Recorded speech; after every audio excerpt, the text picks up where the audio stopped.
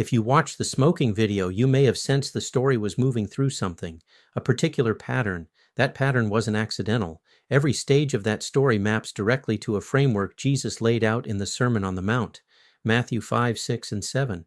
I want to walk through it with you, not as theology, as something you can actually use. Because Jesus didn't build the Sermon on the Mount as a moral code.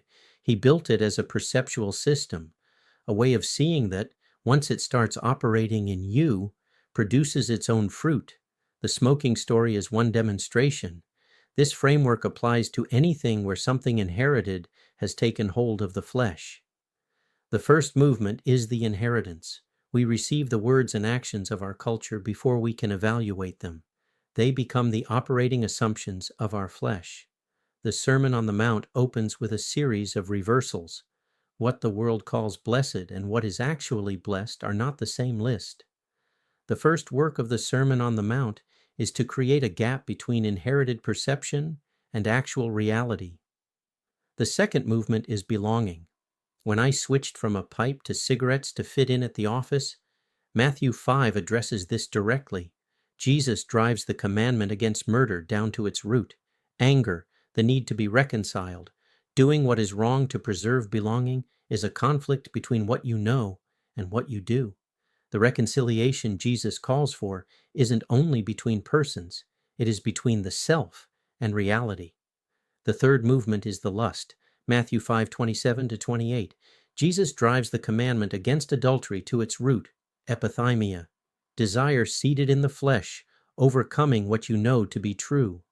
He is not being moralistic, he is being diagnostic, identifying the mechanism by which something external gets so embedded in the flesh that it begins to feel like it is us. The fourth movement is yes and no. Matthew 5:37. Let your yes be yes and your no be no. The hardest work in the smoking story was not quitting. It was the honest separation of what I had inherited as true from what was actually true. Reality was saying no, but the flesh had been trained to say yes. You cannot search for what you are not yet willing to name honestly. The fifth movement is the searching. Matthew 7:7. Ask, seek, knock. This is not a promise about getting what you want. It is a description of how reality responds to genuine inquiry. The breakthrough did not come from willpower. It came from asking questions I had not let myself ask, and the answers did not hide.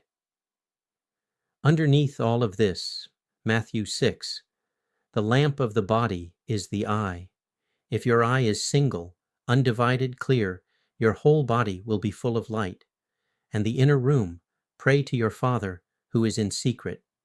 The negotiating I was doing, which I could not have named as prayer at the time, was a continuous turning of attention toward what was real rather than what was inherited. Do not be anxious about your psyche. The remedy Jesus offers is not suppression, it is reorientation. Seek first the kingdom, and these things will be added to you.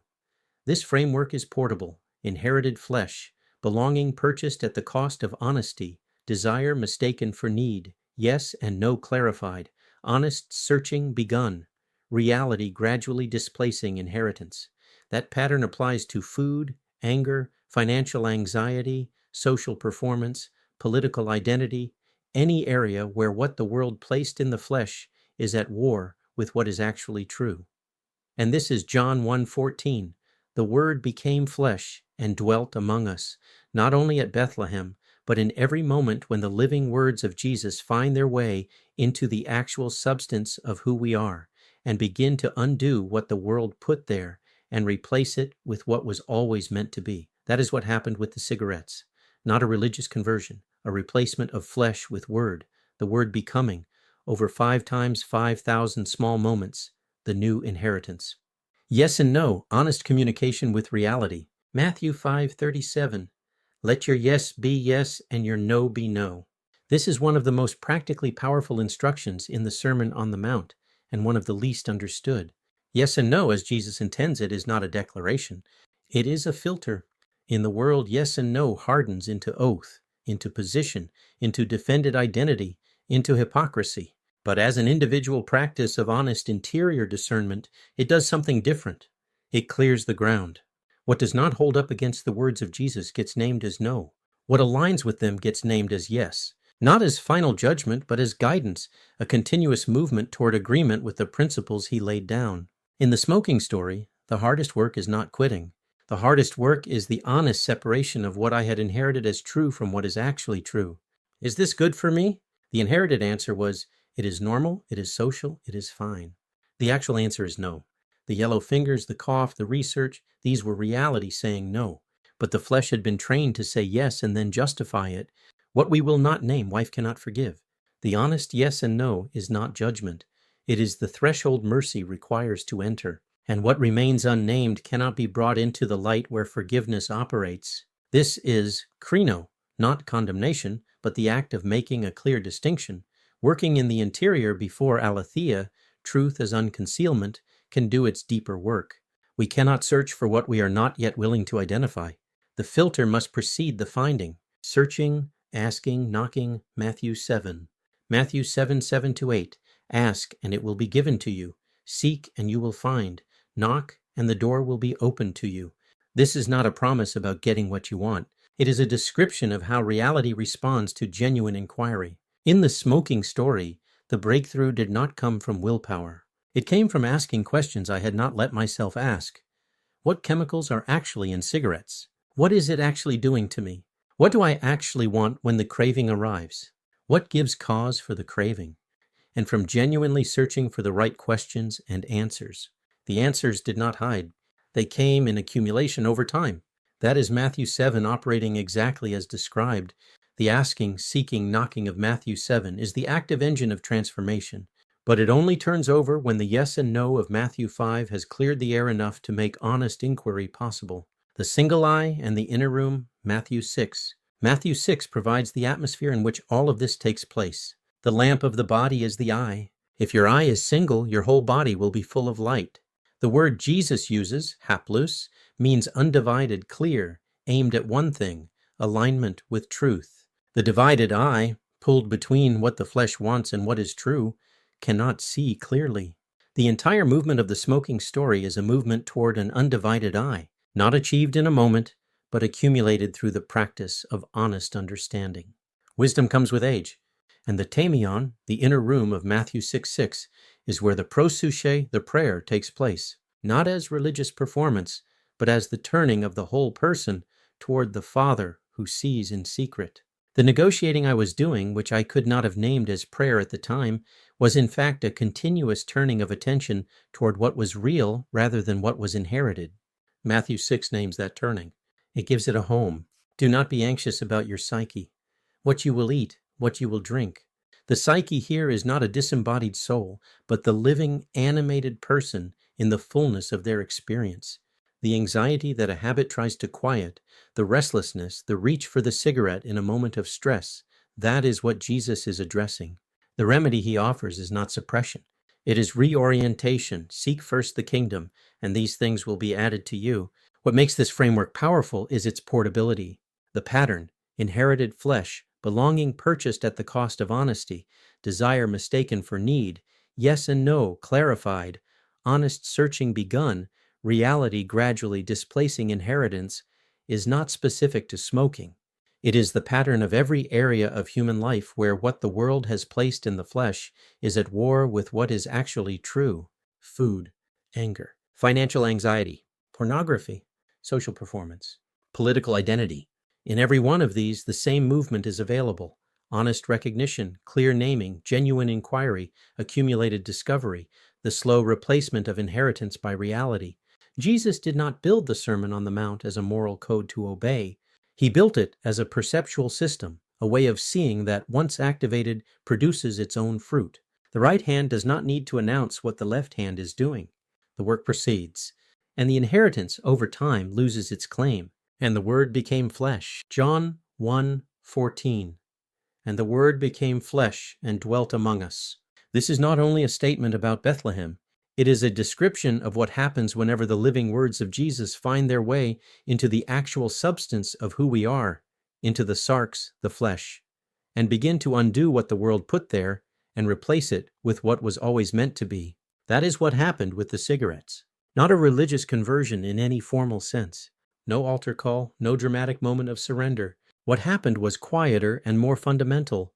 The words of Jesus, applied honestly through the filter of yes and no, through the asking and seeking and knocking of genuine inquiry, worked their way into the same flesh where the inheritance had been seated, discovery by discovery, clarification by clarification, until the flesh itself had been given new material to work with. The first time through, 5 times 5,000 small discoveries does the counting.